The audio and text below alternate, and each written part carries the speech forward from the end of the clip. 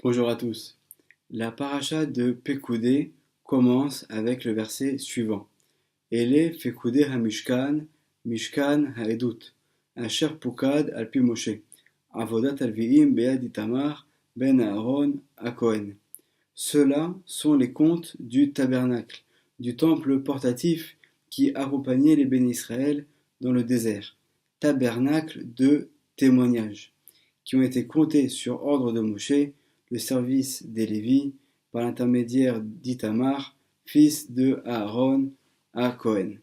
On va essayer de comprendre, Bezrat Hashem, qu'est-ce que signifie le début de la paracha qui dit Mishkan Ha'edut, un tabernacle de témoignage, et de quel témoignage il s'agit.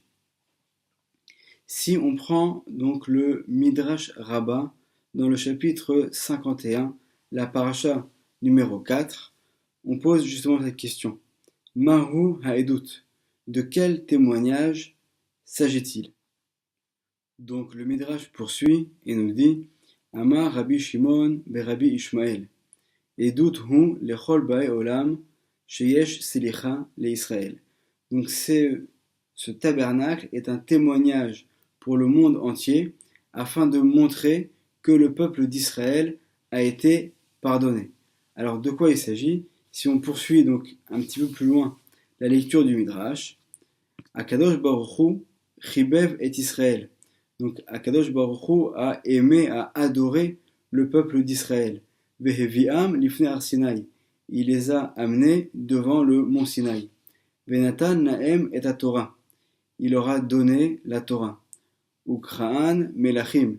Il les a surnommés des rois. Comme il est dit, Ve'atem tiyuli mamlechet kohanim. Vous serez donc un peuple qui va être sanctifié. Achar arbaim yom chat'u. Mais malheureusement, 40 jours plus tard, ils ont fauté en faisant la faute du Vaudor. Otasha amru agoim eno mitrase lahem od. Et à ce moment-là, tous les peuples aux alentours qui avaient entendu parler de la sortie d'Égypte, du don de la Torah, alors ont pensé que Hachem allait délaisser le peuple d'Israël. Et il y a pour cela donc une référence dans le livre de Echa, au chapitre 4, verset 15, Amru bagoim lo yosifu labour. Kevan shalach Moshe levakesh rachamim alehem. Mais à ce moment-là, au moment de la faute du Vaudor, comme c'est décrit d'ailleurs dans le Midrash également, Moshe Rabbeinu va aller voir Hachem pour demander pardon au nom du peuple. Miyad salach lahem akadosh baruch hu. Immédiatement, Hachem leur a pardonné, chez Nehemar, comme il est dit dans Bamidbar, chapitre 14, verset 20, Vayomer Hachem, Hachem a dit, Salarti kidvarecha, j'ai pardonné selon ta parole. Donc c'est Hachem qui a pardonné au peuple d'Israël la faute du Vaudor. Amar Moshe, Moshe a dit, Ribon haolam, maître de l'univers, Areni mefuyas shemachalta al Israël, je suis convaincu que tu as pardonné au peuple d'Israël. Et là, Odia lene kol haumot she'en belibecha alehem. Mais il faut à présent que tu montres aux nations du monde que tu n'as plus rien contre le peuple d'Israël. Amarlo akadosh baruch hu chayecha areni mashre shechinati betocham. Donc Hachem a répondu à Moshe, bien sûr, et la preuve de cela, c'est que je vais faire résider ma présence au sein du peuple d'Israël. Comme il est dit, chez Nehemar, dans Shemot, chapitre 25, verset 8, Va'asuli Migdash, et ils me feront un sanctuaire, donc un tabernacle, ou Makirin, Shemachalti Lahem, et à ce moment-là, tout le monde reconnaîtra que j'ai pardonné au peuple d'Israël.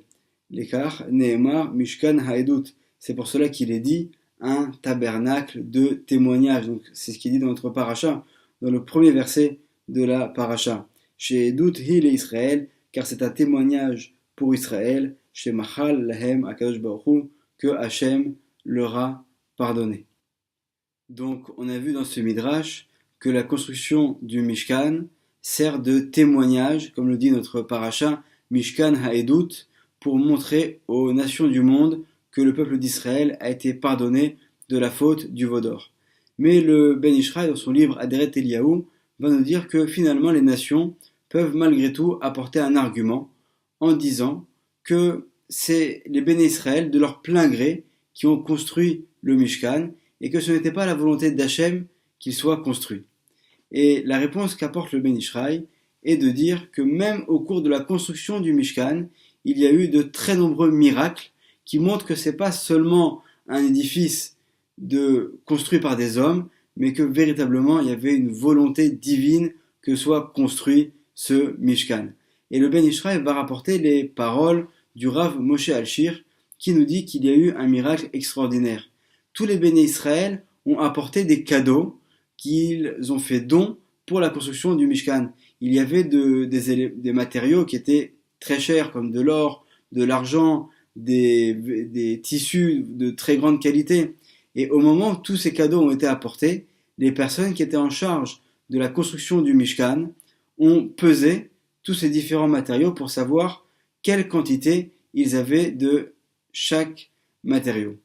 Et finalement, donc, ils ont utilisé tous ces éléments-là pour construire les ustensiles, pour construire le Mishkan, pour confectionner les vêtements des Kohanim, et tout à la fin, ils ont de nouveau pesé tout ce qui avait été construit.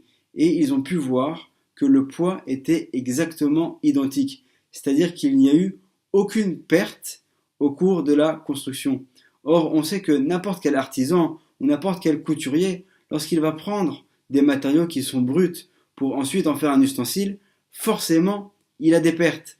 Et là, dans le Mishkan, il y a eu un miracle, c'est que tous ces cadeaux qui ont été faits par les Béné Israël ont été utilisés à 100% pour la construction du Mishkan et de ses ustensiles et des différents vêtements. Et donc, on voit que déjà, depuis la construction, il y a eu des miracles, ce qui montre qu'il y a eu une intervention divine également lors de la construction, et que forcément, c'est pas juste une volonté des Béné Israël de leur plein gré de construire un édifice, mais que véritablement, c'est un bâtiment qui est divin, c'est un sanctuaire qui est divin dans lequel vient résider la présence d'Hachem, et non seulement qu'elle vient résider dans ce tabernacle, dans ce Mishkan, mais également dans les cœurs de chacun des Béné Israël, puisqu'il est écrit Ve'asuli Migdash, Ve'shachanti, Betocham. Hachem, on a fait un Migdash, on a fait un tabernacle, mais finalement, Hachem est venu résider en chacun de nous. Et aujourd'hui, c'est ce qui nous reste.